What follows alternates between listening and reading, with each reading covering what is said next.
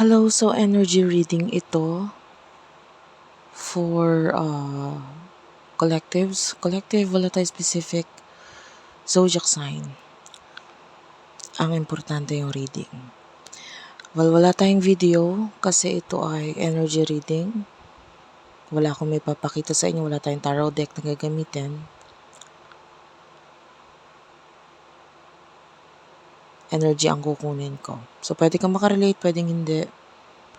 Of course, this is not personal or private reading. This is general. So, take only what resonates.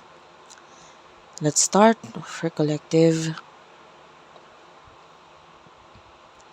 So the energy for you, by the way, nakakita ko ngayon ng parang bond, ano ba tawag dito? Alam mo yung nakapusod or nakaipit yung buhok na laging parang nakabond. Yeah, that's your energy. This is also open for any gender, ha? Wala tayong gender specifics. So nakakita ko ng buhok na laging nakapusod, nakapuyod. Okay? And okay lang kahit hindi.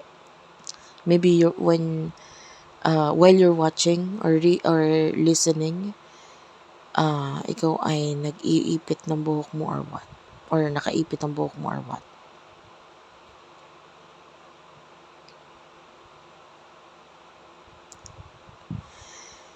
And nakakaamoy din ako ng coffee. Something to do with coffee. Maybe you love coffee. Kung hindi ka naman coffee person, it could be there's someone na lagi mo nakakasama who really do loves coffee. So, lagi kang nakaka-amoy ng coffee.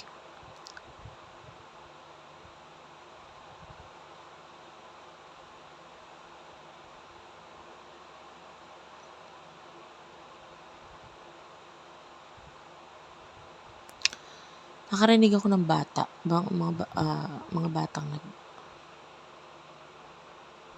naglalaro or nagkikwentuhan, parang ganun. This could be a reading.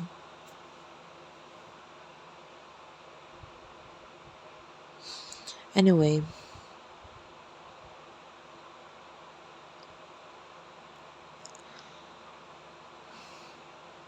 para sa energy mo pagdating sa love,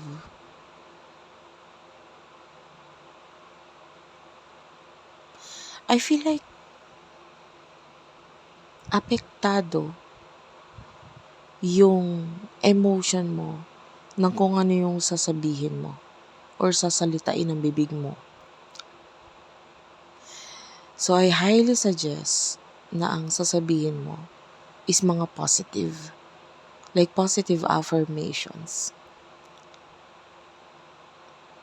Kasi, kung ano yung ibubuka ng bibig mo, even if it is just a joke, sooner or later, nagiging totoo yon, nararamdaman mo. 'Di ba? And, so, talaga namang ang words ay may power.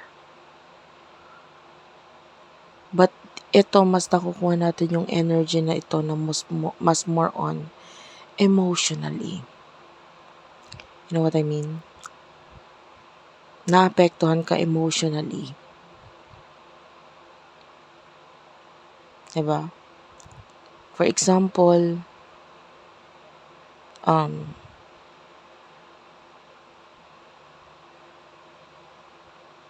may mga bagay na dapat kang gawin, and then bigla mong sasabihin na parang tinatamad ako, wala akong gana. And then later mafe-feel mo yung energy na yon, na parang pagod ka na nga, sumasakit ang katawan mo, and then parang You no longer want to work or gusto mong magpahinga. And then, emotionally, kaya ako nabanggit yung emotionally, kasi biglang maapektuhan yung pag-iisip mo na rin. Dahil biglang papasok yung mga dapat mo unahin, duties mo, responsibilities mo na hindi mo magampanan. Naapektuhan ka emotionally dahil na-stress ka.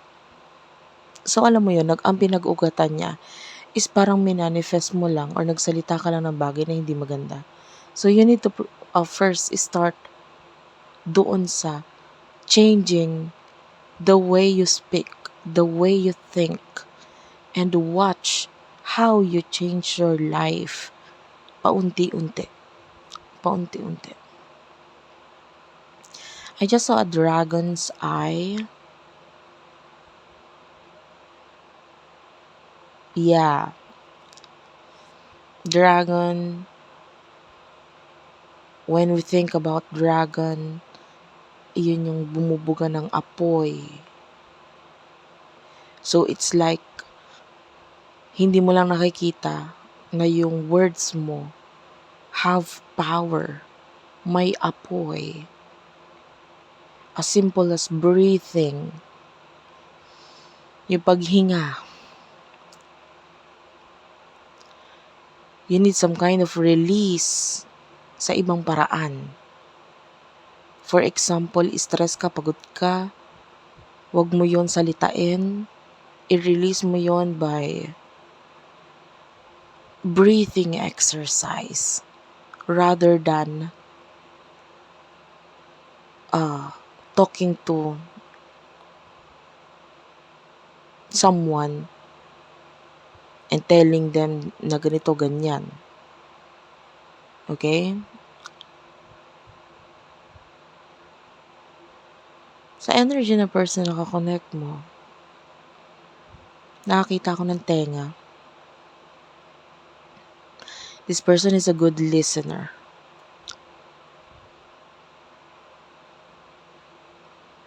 And I feel like nakikinig siya or willing siyang makinig sa'yo. For those of you na walang connection, may nakukuha akong walang connection. This person is, may mga naririnig or nakikinig siya literal, maybe sa post mo, or may mga tao siyang connected sa'yo. May mga taong connected sa'yo na ina-analyze niya, tinitignan niya, maybe vinivisit niya. Kung hindi man sa personal, maybe through social media. Chine-check niya yung profile nila to, makibalita sa'yo. This person is a good spy.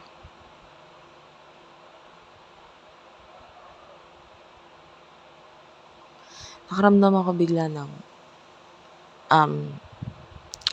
sakit ng likod. This could be a reading. I don't know if you're having problems with your back or may mga ka ngayon, lamig, ngawit, pagod. Yan. And hindi man drain. It's like yung iba sa inyo tinanggap mo na lang. Alam mo yun. Tinanggap mo na lang yung pagod na yan, tinanggap mo na lang yung sakit ng likod mo na parang bahala na. Gawin ko yung dapat kong gawin. Alam namang indahin ko na lang to lagi.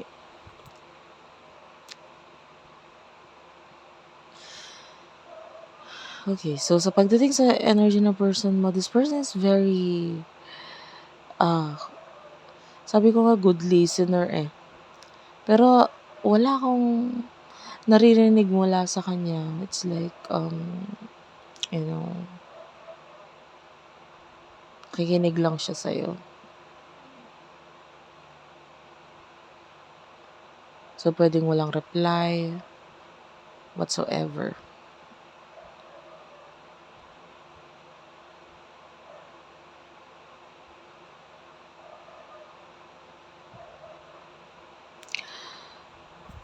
Habang kinukuha ko yung energy mo, energy ng person mo, naiiyak ako. Nakakuha ko ng dark energies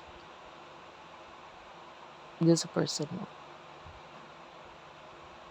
Parang may mga bagay siyang hindi matanggap na nangyari sa inyo. Hindi niya tanggap. Like whatever changes na nangyari sa connection na to, hindi niya tanggap yun. Masakit para sa kanya yun. Ini-internalize niya masyado. Ibinabalikan niya yung mga nangyari sa inyo. And I feel like itong person ito is feeling a lot of pain. Masakit sa dibdib, sa puso yung energy na nakuha natin sa kanya. Kasi nga hindi siya magaling mag-voice out or magsabi, hindi siya communicative. So lahat is nasa internal niya. And emotions is very deep, dark, and intense. And very intense emotions.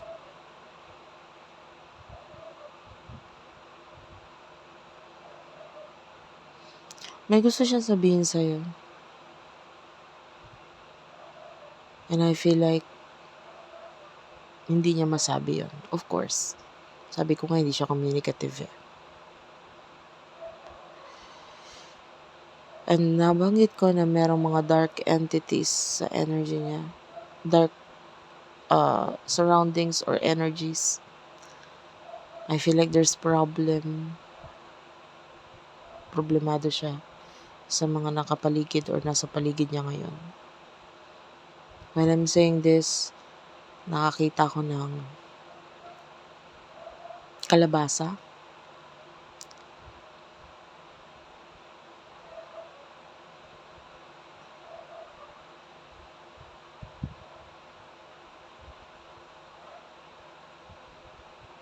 So anyway, I don't know ba't biglang nagpakita yun.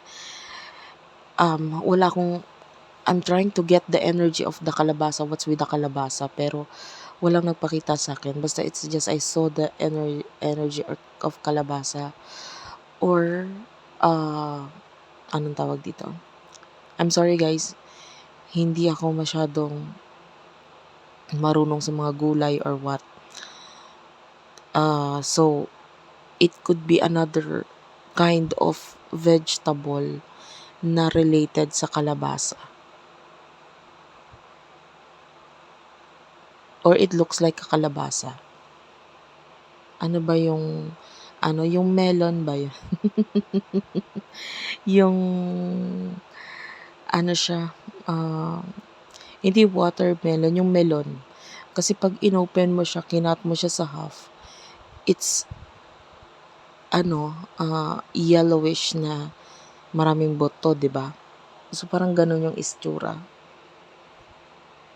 I don't know kung related yung dalawang yan, pero yun yung fruit na nakita ko or vegetable na nakita ko. Kaya nga hindi ko masabi kung anong energy nun, bakit biglang nagpakita. It could be that's your favorite food or recently lang kumain ka ng ganun or what.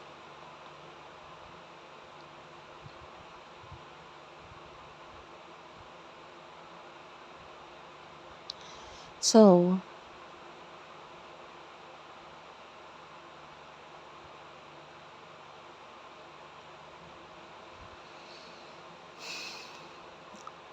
ang nakukuha ko sa energy ng person mo,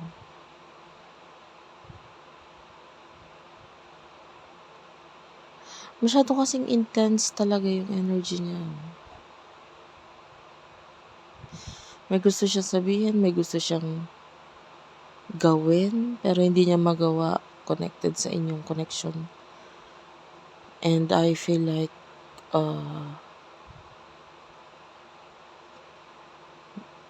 by the way, nakakita rin pala ako ng nagne-nail cutter. So kung hindi ka nagne-nail cutter ngayon, it could be may energy na may pag-uusap sa inyo na itong person na to once, maybe in the past, na may kinalaman sa pag-nail cutter or paglilinis ng kuko, or maybe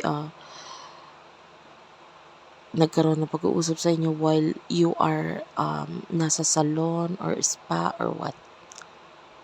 Salon nga, parlor pala, hindi pala spa.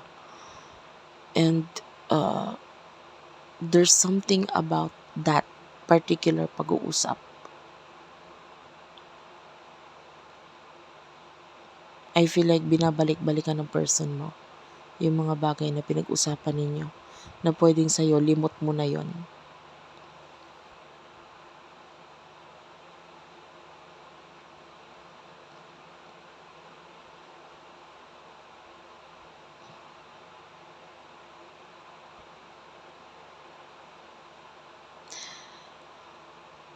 So, ayun lang yung nakuha kong energy ngayon. Thank you for watching, guys. I hope nagustuhan mo yung ganitong klaseng reading.